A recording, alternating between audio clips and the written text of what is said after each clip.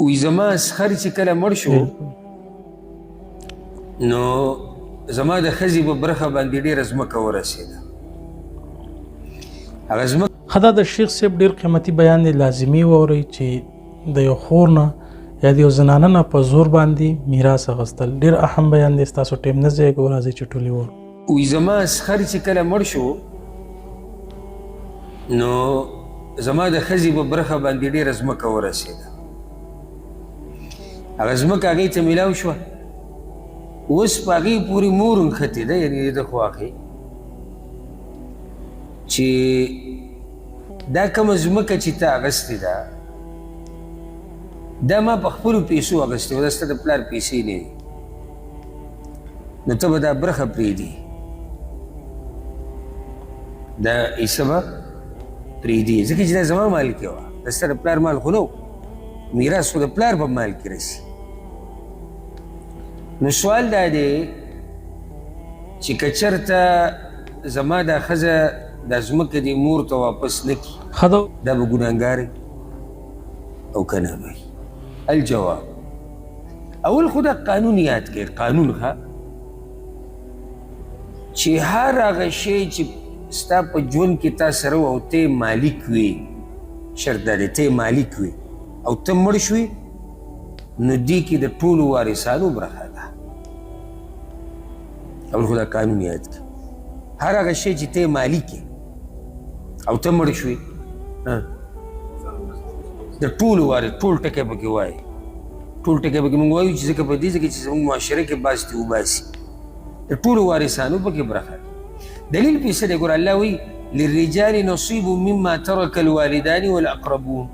وللنساء نصیب مما ترک الوالدان والاقربون مما قل منه او کثر. نارینه ته به هغه برخه میلاویږي چې مور پلار پرېښودې ده یا خپلوانو پرېښودې ده، خپلوانو کې هغه چې دی وارث ګرځي. زنانه ته به الله وایي هغه برخه میلاویږي چې مور پلار یې پرېښودې ده یا خپلوانو مما قل منه او کثر، که دا برخه ډېره ده او که لږه ده، خو دا د ده ده یا د دې ده، که هغه هلک دی او که هغه جنۍ ده. نو نه دي جایز چا لره چې یو وارث راپاسي او د بل نه د هغه برخه الي، هغه ته وایي چې ته به لازم دا ما ته پرېږدې په زور. زور زبردستي نه چلیږي. ګوره ښه، نه د خور سره، نه د لور سره، نه د مور سره، نه د بل او د بل سره زور زبردستي نه چلیږي. او که تا دا په زور زبردستي واغسته، اکثر د زنانو نه اخیستی کېږي برخه په زور زبردستۍ سره، نو ستا څه خیال دی چې الله ته دې پته نشتي څه؟ لا يحل مال امرئ الا بطيب نفس منه، حدیث کې راځي امام احمد راوړی. د یو مسلمان مال بل مسلمان لره نه دی حلال مګر د هغه په رضا باندې. اوس ته زما کور ته راننوځې په زور زبردستۍ او هلته خوراک او څښاک او هر څه وکړې وروځې بیا هلته ورغلی و او ما د هغه په مخ کې خوراک وکړو، نه دا ستا دپاره نه و حلال، ځکه چې زه په دې راضي نه وم. مال د مسلمان بل مال له هله جایز دی چې کله هغه پې راضي او هغه طرف نه اجازه دی. نو دا مسله. دویمه، د ده دا خواښې دعوه کوي، دعوه او دعوه په څه ثابتېږي؟ په دلیل او په ګواه سره.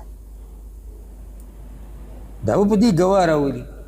ضرور وایي چې هغې سره ګواه دلیل څه نشته، خو هغه دا قیصه کوي داسې. که چېرته دې ګواه راوستو دلایل یې راوړو بیا خو یو مسله ده، خو که چېرته په دې کې دې سره هسې تشه دعوه کوي نو په دې زنانه د دې په دې لور نه دي لازم چې دا به دا خپل حق په میراث کې چې کوم دی دا به مور له ورکوي، نه دي لازم. او که دا برخه نه ورکوي نو دا ګناهګارېږي ده. خو یو خبره یاده کړئ، موږ چې کله دا خبره وکړه چې بیا مور حقداره نه ګرځي د دغې برخې، د دې مطلب دا نه دی چې دا دې ورسره ښېګړه نه کوي، دا دې ورسره ښه اخلاق نه چلي، نه نه. پکار دا ده چې دا سړی په خپله او د ده دا ښځه د هغې د مور سره په آرام په نرمه مور ده ګوره مور پلار که زیاتې هم کوي که نه خو ته به ورسره بد اخلاقي نه کوې ها خبره ورسره خپله وکړه د خبرې نه ته شریعت نه یې منع کړې چې خبره مه کوه شریعت خو هر چا ته دغه حق ورکړی دلته موږ ونه وي دې زنانه ته چې مه ورکوه دغه برخه دا ستا برخه ده خو دې دا مطلب نه چې ته مور ته بدې ردې وایې په طریقه او د دې نه ښه طریقه به دی که چېرته مشران خپلوان کم چې دي هغوی ته خبره مخکې کړی شي کم چې خیر واله دي شرط پکې دی کم خیر واله ګوره بعض مشران شر واله وي مسله دومره نه ورانه څومره چې هغوی ورانه کړي نو ځکه کله چې مشران کېنوي په یو مسله کې که نه په جرګه کې په جوړه کې نو داسې مشران وله ګورئ چې هغه مشهور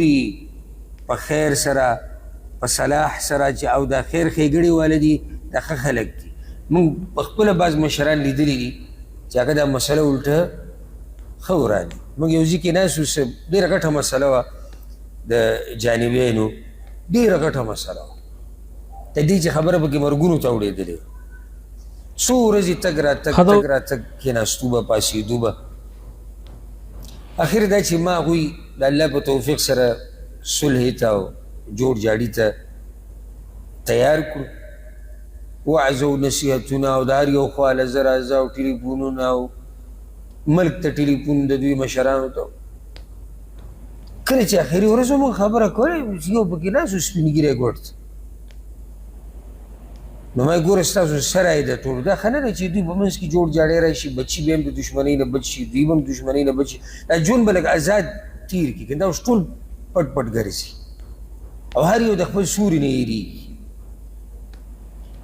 ټولو وی دا ډېره ښه خبره ده یو سپین ږیري پکې ټک وخه ته خو لکه ظلم هم شوی دی یاره دا وینه د سړي ونه خوټ کېږي چې اوس دته څه ووایم نو سپین ږیری دی موږ دا دومره محنت کوو لګیا یو ستا دې خبرې ته وګوره یا ظلم شوی نو موږ خو هم دقه وایو که چې ظلم دا قیصه نوره ختمه کړو نو بیا را سره یو دوه مشران خوا کې راسو هغوی ته مې وویل ما دا یار لږ بهر کوي کله قیصه ختمه شي بیا دې راځي هغه په خبرو کې هغه بهر ته وویستو اوس دی هم مشر دی ناست دی نو دی صرف مشر په دې دی چې ویښتو کې سپین لګېدلی دي نور هغه مشرتیا ورسره نشتي چې دی د خلکو د خیر په خیر ښېګړه کې راشي داسې پکې شتي نو بله طریقه دا ده چې دوی داسې مشران راولي او هغه د ده دا خواښي او د دې زنانه د مور په طریقه پوه کړي چې شرعن په دې کې ستا برخه هغه نه راسي او بیا هم موږ دا وایو که چېرته دا زنانه په دې راضي کېدی شي او دا خبره ورته غټه نه وي نو که مور ته دا برخه پرېږدي وي دا ډېره ښه ده که مور ته دا برخه پرېږدي ډېره ښه ده یا په دې برخه کې څه برخه ورته پرېږدي نو دا ډېره ښه ده ځکه چې مور ده نو څومره چې په ښه طریقه دا مسله حل کېدی شي حل کول یې پکار دي والله اعلم او دې خاوند له پکار چې دی له ښه مشورې ورکړي دې ټیم کې دې ټیم کې خاوند بیا ډېرې ګټې مشورې ورکړي دې دومره بیا د مشورو ټاکوتي جوړ شي ځکه د پته ځمکه ده او جیداد دی هر ځای کې ګوره هر ځای کې سړی نیغې نیغې خبرې نه کوي هر ځای کې سړی زور نه ښکاره کوي بعض ځایونو کې نرمي کول بعض ځایونو کې سختي کول بعض ځایونو کې خبره په خوش اخلاقي کول بعض ځایونو کې لږه غوسه سره کول دا د حکمت خبرې دي او دا د حکیم انسان کار دی نو د مور په مخ کې څوک د زور خبرې نه کوي نه د مور سره څوک د طاقت او د بدمعشۍ خبرې کوي دا د شیخ صاحب قیمتي بیان چې تاسو واورېدلو د میراث باره کې ملاویږو په یو نیکسټ ټاپک کې په یو نیکسټ ویډیو سره موږ له راکړئ اجازت السلام علیکم ورحمت الله